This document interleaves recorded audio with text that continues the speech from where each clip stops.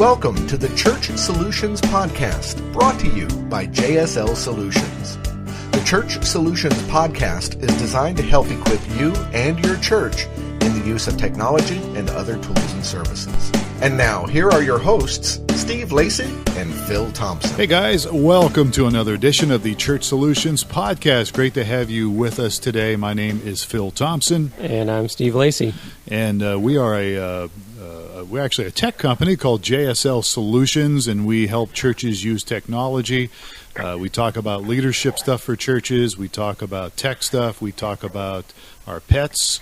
Lots of different things that we try to cover, and we actually do streaming video, StreamingChurch.tv. What else do we do, Steve? We do mobile apps through Church App Live and church management through MyFlock, and our latest venture is Greeter.church. Greeter.church, and if you don't know what that is, just type in Greeter.church, and you'll find out. It's a live greeter. Yes, a live greeter. Not a robot, a live greeter. So, Steve, what are we going to talk about today? What are we talking? We're talking with, we have a special guest today. That's right, we do. His name is Kenny Jang, and Kenny is somebody that's been doing, I don't know, what do you call it, digital media and technology, working with churches for many, many years. He's actually the founder, and I guess he calls himself the social media ringmaster of Big Click Syndicate.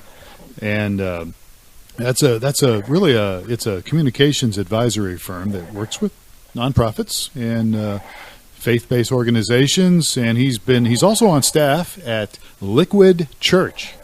You ever hear of Liquid Church? I have. It's in New Jersey. He's the Church Online guy there. Is that your right title, Church Online Pastor, Kenny? Yes, it is. One of many, but yes. You've got many titles here, and he's been doing all sorts of stuff, and he's got all sorts of credentials. He's got like an MBA from Columbia Business School. He's got a master's in divinity, so I got to be careful what I say here. He's from Princeton Theological Seminary and all that good stuff. So anyhow, without further ado, Kenny, thank you for being with us today. Great to be with you guys. We really do appreciate it. Now I'm trying to think, we were both trying to think, how do we know you? I know we've connected somehow 5 or 6 years ago or something. I don't remember. Do you remember? All I know is I'm the president of the Phil Fan Club.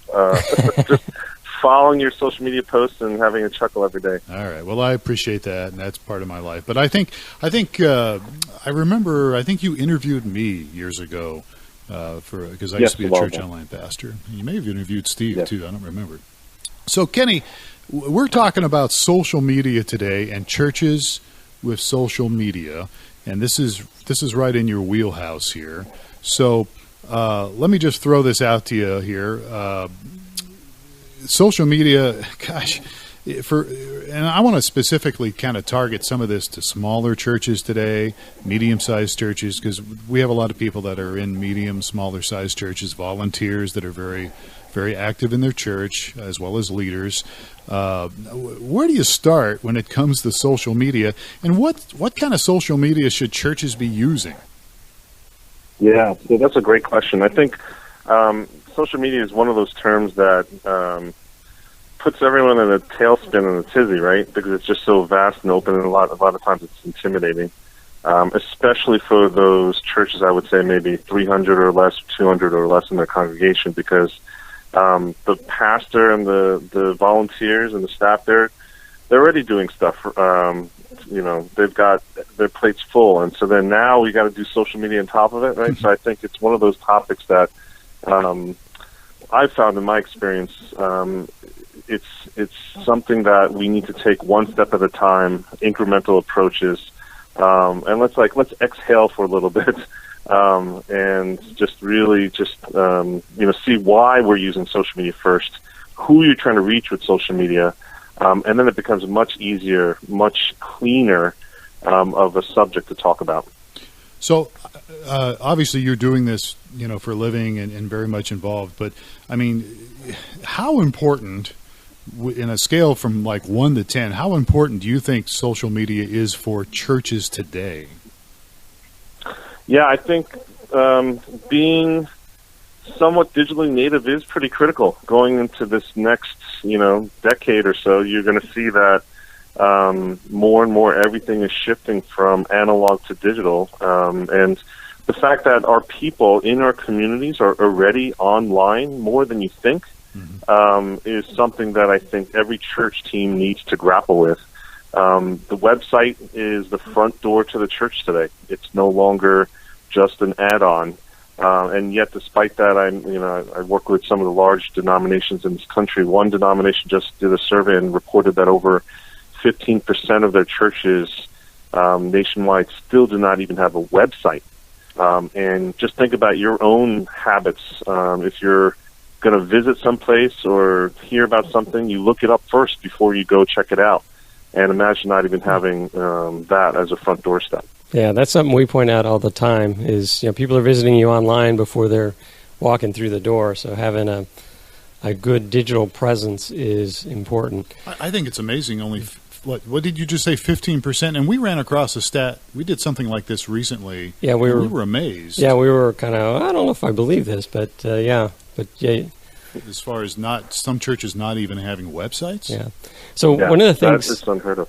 One of the things that caught my eye on your little abstract we had here is TGIF, and it's not. Thank God it's Friday. It's you have Twitter, Google, Instagram, and Facebook. Right, that's the world that we live in today. Right. So if I'm a small church and I'm just starting, to get started, do I run out and create some accounts in all those areas, or do I find who has the accounts in those areas already and try to orchestrate, or do I focus on one platform over another?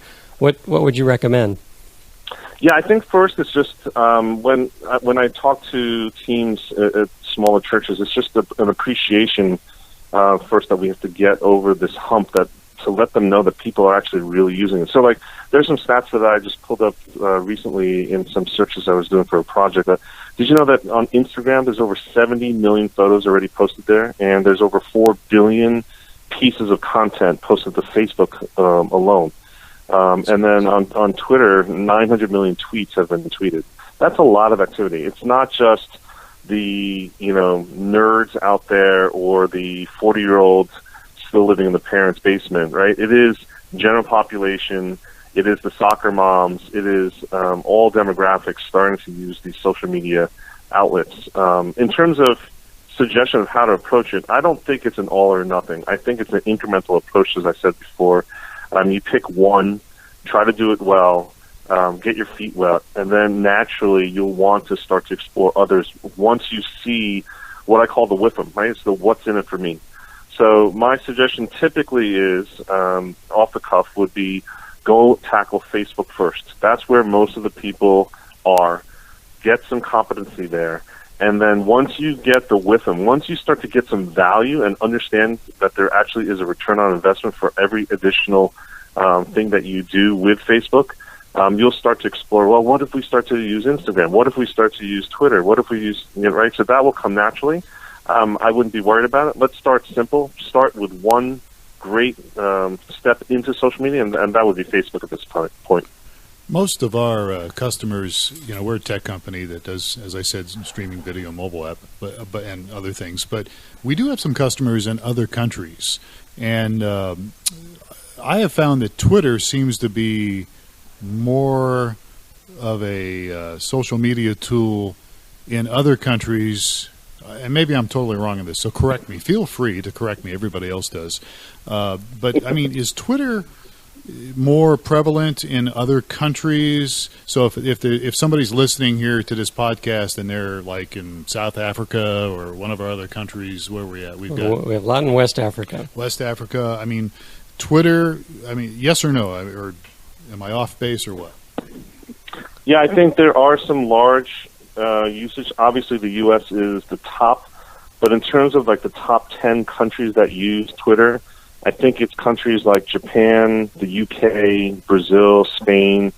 I think Saudi Arabia is high in there, Turkey, Mexico, Russia, Argentina, France. Those are the countries that are pretty active in terms of usage on Twitter. But obviously, U.S. outpaces everybody else.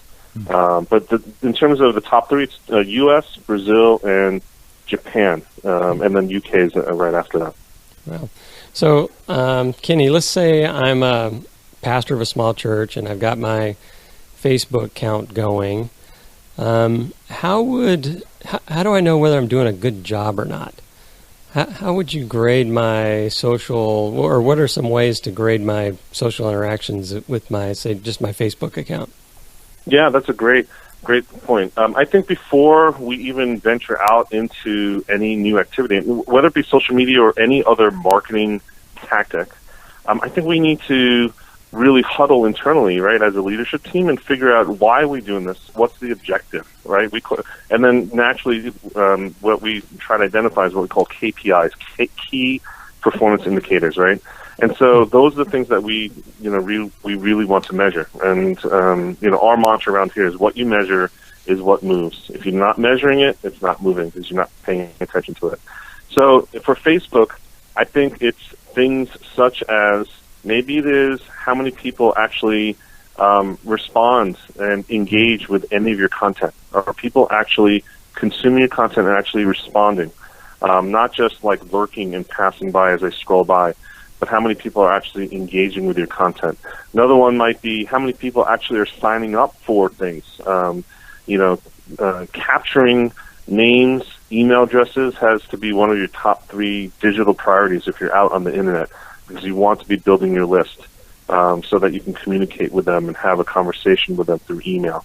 So are they signing up for things that you're offering either through Facebook or, linking to things on your website? So those are 2 types of engagement metrics that I would look at to see if we're successful on Facebook or not. Right. One that you didn't mention that everyone's aware of and that kind of strives for is the number of likes. How many likes do I have on my church page? Is that something to focus on, or? Yeah, I think many people like that. So, we think that that's somewhat of a vanity metric. The number of followers on your page versus the number of likes of any given post. I think it's critical to make sure that you have those things in your activities. That if you're constantly publishing content and there's no interaction and there's no liking of content posts, no one's following your feed, then you're basically you're talking in a closet by yourself, right? Mm-hmm. But I think it's not something for you to obsess over specifically those things. It's just like in e-commerce. If I have 1,000 likes or 10,000 likes, it still doesn't equal a sale. And in our world, for church communicators, we need to define what that sale is. Is that sale an actual inquiry as to what is your ministry like? Do you have children's programs? What is it like? What's the schedule of your services? Tell me about the background of the pastor. Do you have any sample, sermons online, whether it be audio or video? Are people actually consuming those? Those are things you want to see in terms of behavior that hopefully gives a little tip-off of, we've got people that are actually interested in our ministry. Mm-hmm. So another thing I'm interested in is, we obviously run an online business, and so we're kind of in tune with how to optimize the online business, and you want to have some material in front of people. You want to establish relationships with people. You ultimately want to create a channel where you can communicate with your customers or potential customers, and then you want the people to sign up and create an account with you. So those are kind of the principles, and there's a kind of established means for running an online business. It sounds like you may want to apply some of those principles to how you do your church. Would you agree with that? Absolutely. I think that's one of the, missing elements. It's almost like when we have training and coaching with church teams that finally get it, they look back and someone recently says, I wish they even mentioned this or thought about this in seminary. Right? Pastors and leaders, we're not taught to think about our ministries as small businesses per se, but in effect it is. And so we need to start to, actually apply some of the practical best practices that the marketplace is utilizing social media with, and see what works in the church world, contextualize it, and use it ourselves. when I was pastoring, we used to say our business is people. So how's business? And yes. So let me ask you this, Kenny. What are the common mistakes that you see churches make when it comes to using social media? Sure. Well, I think the first thing is just not showing up. We say you need some discipline with social media, and that means you need to have a consistency of publishing and interaction on, that social platform that you're adopting.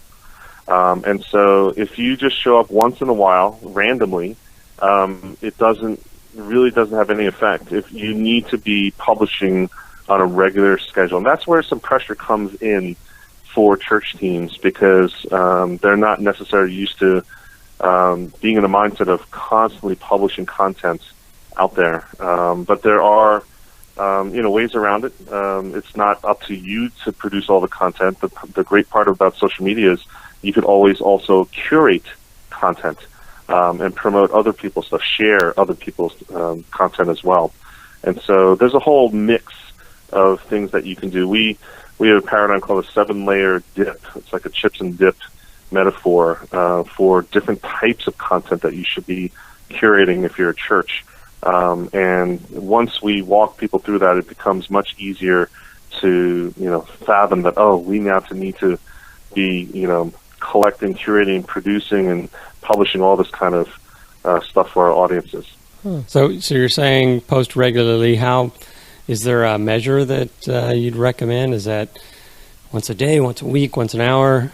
There was a recent study that was done in terms of how many times you post a day, and then what they were monitoring was engagement for each post. So minimum and maximum engagement. And optimally, for Facebook, it turned out to be anywhere between 31 and 60 posts a month, which is about 2 times a day.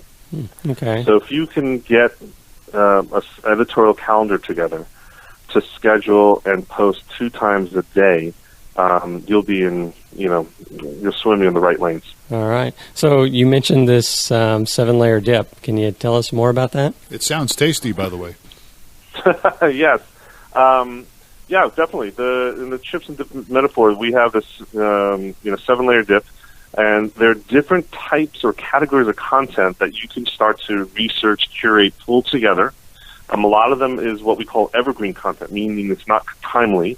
You can do it in advance, right? You can batch your activities and do it in advance, and then start to pre-schedule stuff out. So first is the Sunday sermon sound bites. I think pulling quotes from your sermon manuscripts, if you do especially sermon series, it really makes sense to have those sprinkled out over the rest of the week so that people are actually reminded, and they can marinate on it, process what you were talking about in your Sunday sermon, right? Second one is building Bible building blocks.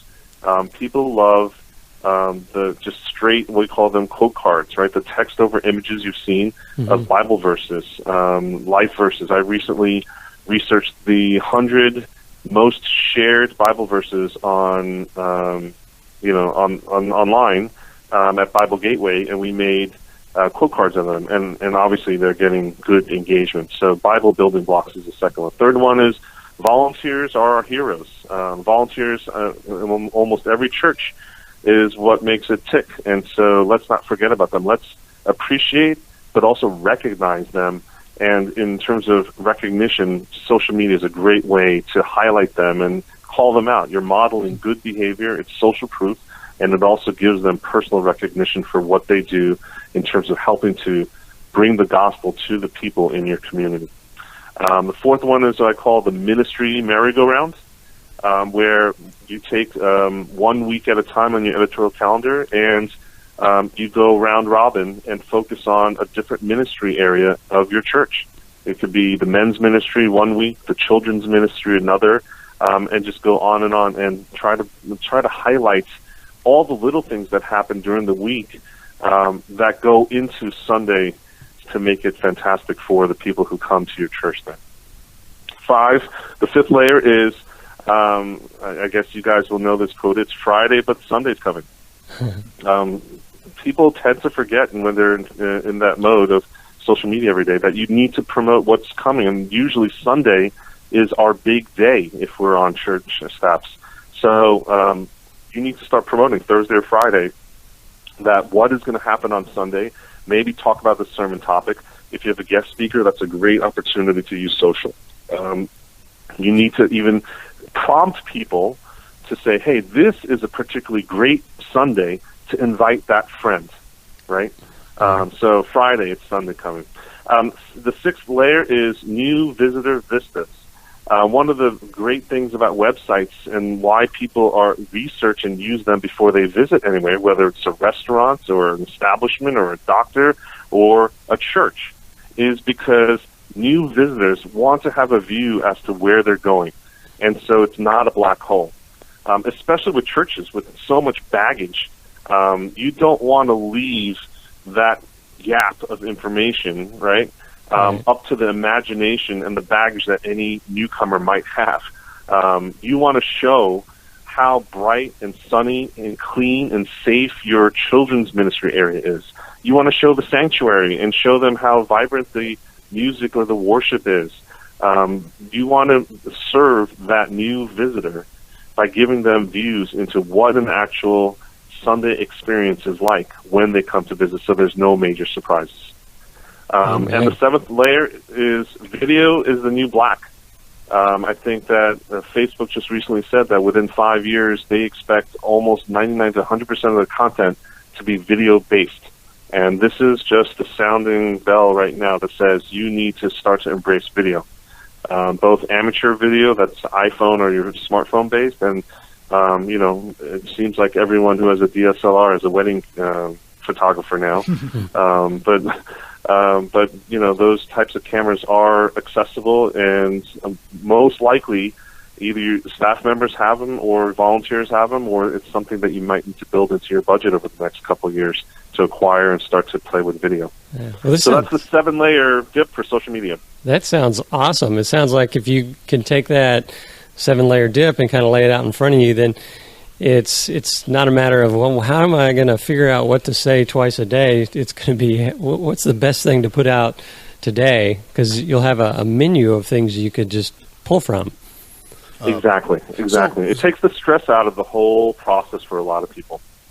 Yeah, it does. Now, let me ask you something, though, and this I was taught this years ago when it comes to social media, so I may be way off on this, but I was always told that for every 5 posts that you make, one of them maybe should be about you or promoting, your church, and then the other 4 should be something else. So, I mean, have you ever heard that before? Do you disagree with that? What's your thoughts on that idea? Yeah, I think it's similar to Gary Vaynerchuk, right? His latest book is the social media Bible for most communicators today, jab, jab, jab, right hook. Mm-hmm. It's not that same ratio, but he says that in that metaphor, you need to jab, jab, meaning you need to serve your audience and be good to them and provide value for them before you earn the right to actually throw a right hook. A right hook is a call to action. It's something that you're asking them to do for you. And so in that similar vein, I think it is the same thing you're saying, Phil, is that you want to be able to share and post and publish with a posture of generosity, of serving your audience first. It's like any relationship. You want to position yourself as valuable, interesting, someone fun to hang out with on social media, just like it is in person. And the way to do that is not to talk about just me all the time, because that gets boring, and frankly, people will abandon you left and right. And so, you need to constantly be trying to think of others first. And that's why even this 7-layer dip, the new visitor vistas, is not serving me. I know what our worship room looks like. I know what our kids ministry looks like, right? I know what the parking lot looks like. We want to serve the visitors. Mm-hmm. Same thing with the volunteers. It's not about our staff. It's not about us. It's about our volunteers, our congregation members. We want to shine the spotlight on them. Those are the types of things you want to do really well so that people continue to find you interesting on social. Sounds good. So we're just about out of time here, but I'm going to ask you one more question. But before you answer it, I also want to ask you how people can find you. So the one question I'm going to ask you to wrap up with is, what's the one thing you would want leaders / volunteers to get from this podcast today? But before you answer that, Kenny, how can people find you? Sure. They can find me on Twitter, Kenny Jang on Twitter, KennyJahng, or I'm launching a new actual resource for churches called the Church Butler.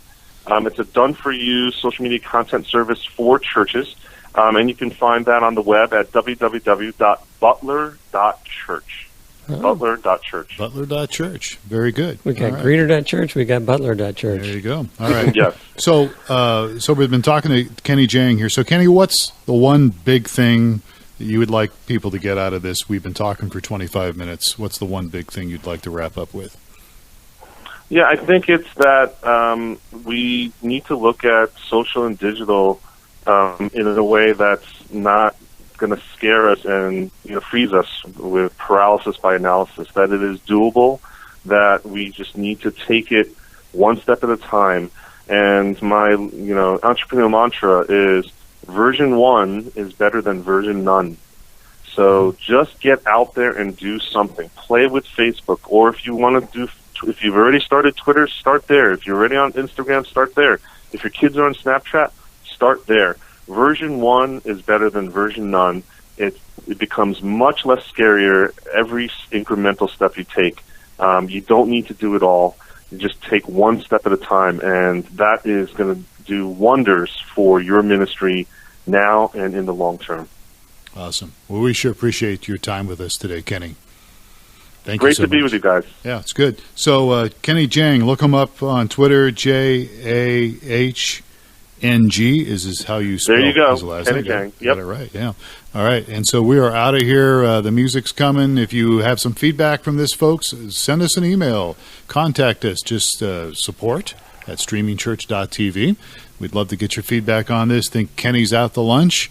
He's probably not. I am, but he's not. So let us hear from you. We'd love to get some feedback. So time is up. Thank you, Steve, for being with us.